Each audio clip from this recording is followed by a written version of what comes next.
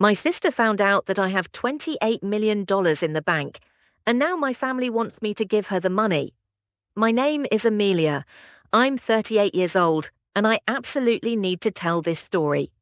In some families, some children are always in the spotlight, while others are completely invisible. In my family, I was the invisible child. Everything was normal until I turned 8. I was an only child. My mum and dad weren't very warm people, but they weren't bad either. My mum would help me with my homework. My dad would take me fishing. We weren't a perfect family, but we managed. Then one night, everything changed. At 2 a.m., my aunt came to the door. "Get ready immediately. Your mother is at the hospital," she said. My mum was pregnant, and my sister Olivia was about to be born, but there was a problem.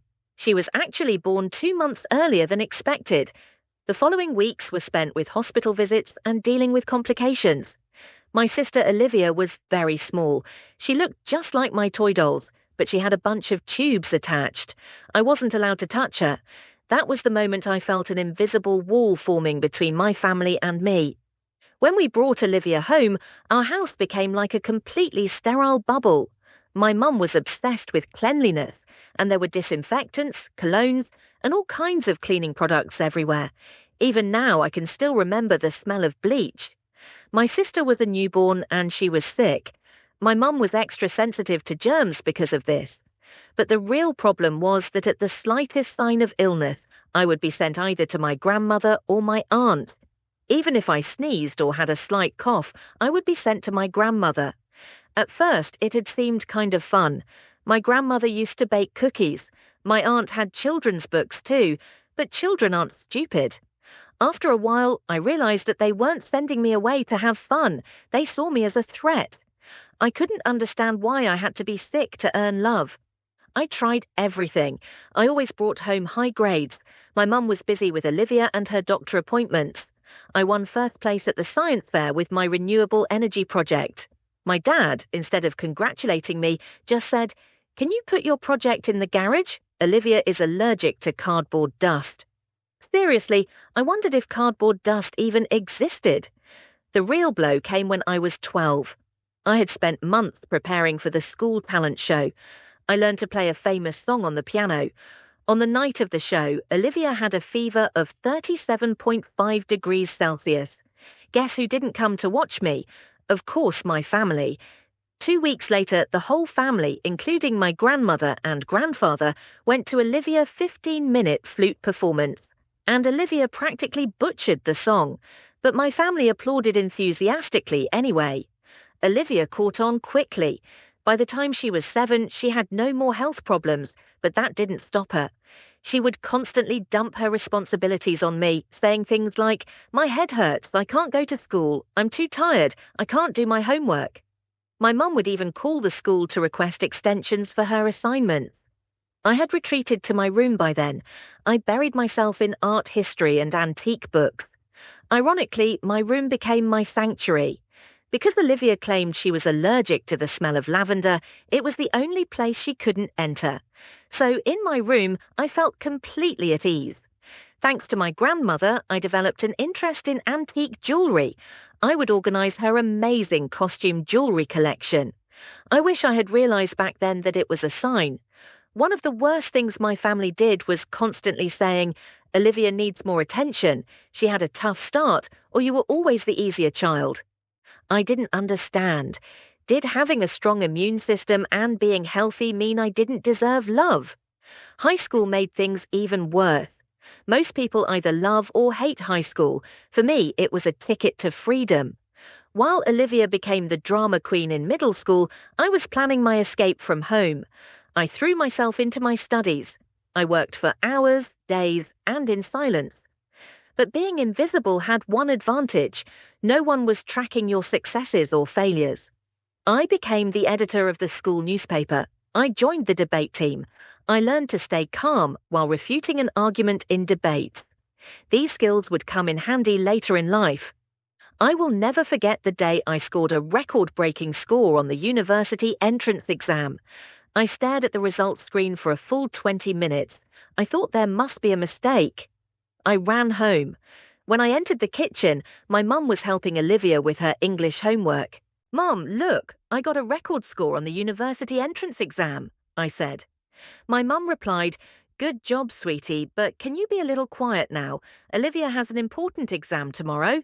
Olivia said to me, "Of course, unlike some of us who actually have to study, Mr. Perfect." My mum told Olivia, "Don't worry, Olivia, you have a different learning style." I still keep the university exam result paper. No one even cared, but they put a note on the fridge with Olivia's German grade of 85, saying, "We are proud of you." I handled my college applications entirely on my own. I applied to the top 15 schools and filled out all the scholarship forms. Each of them offered me a scholarship. I kept the acceptance letters in a locked box under my bed because I knew that if Elif found out, she would cry, thinking Amelia was leaving and she'd be alone. On the day I received a full scholarship to one of the best universities in the country, my family was celebrating Olivia being elected class president. While I was eating instant noodles in my room, they had dinner at a restaurant. But I didn't care. In fact, I was happy because my scholarship meant I could finally leave that house. My university years marked the beginning of my freedom. While attending school, I focused intensely on antiques and art history. Thanks to my scholarship, I supported myself and didn't take a single penny from my family. Honestly, even if I had asked, they wouldn't have given me anything. Olivia, on the other hand, changed universities 3 times in 2 years. Each time, my family took out loans from the bank for her. During summer vacations, I worked as a waitress at an old restaurant to earn some pocket money. When I graduated from university, I got a job at an auction house. My job was to catalogue the belongings left behind by wealthy people after they passed away. It didn't seem very exciting at first, but everything changed in an instant. I was examining a woman's estate. Everyone assumed her jewellery was fake, but one bracelet caught my attention.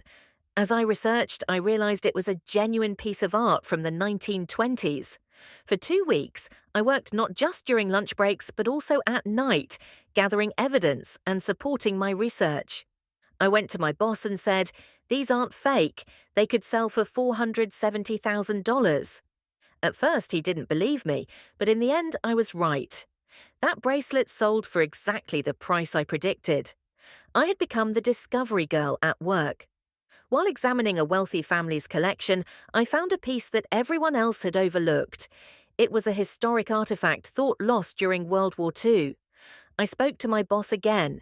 When the piece sold for 2.5 million liras, my boss called me into his office and said, "Selene, you're wasting your talent here. You should start your own business." I thought, why not, and decided to do it. The beginning was very difficult. I sold my car and rented a small office. Business grew slowly. At first, I worked for local antique dealers. Then one day, I discovered 2 unique pieces in a Victorian-era collection. The client was so pleased that they paid an 800,000 lira commission. I now had offices in 3 cities, but I still told my family I worked at a small antique shop. Olivia mocked me, saying, "Let's give you all the old junk in the house. Maybe it'll help your business." Meanwhile, I had just sold a $5 million piece. It was a holiday. I went to visit my family. Olivia entered my room without permission, grabbed my laptop, and suddenly came out in front of everyone, showing my screen, and loudly said, "You have $28 million in your account." My mum yelled at me, "You have millions, and you're only giving us $20,000 a month." At that moment, I told everything. "Yes, Mum, I own one of the country's largest companies in its field. The job Olivia belittled makes me millions," I said. Everyone reacted. My family shamelessly said that everything I had achieved was because of them, and that I owed it to them. So they started listing their demands one by one. My mum and dad wanted a seaside house and for me to retire them. Then, as if that wasn't enough, they demanded I give them part of the company, make my sister my business partner, and give half of the money to her. I told them, "No one was there when I built this.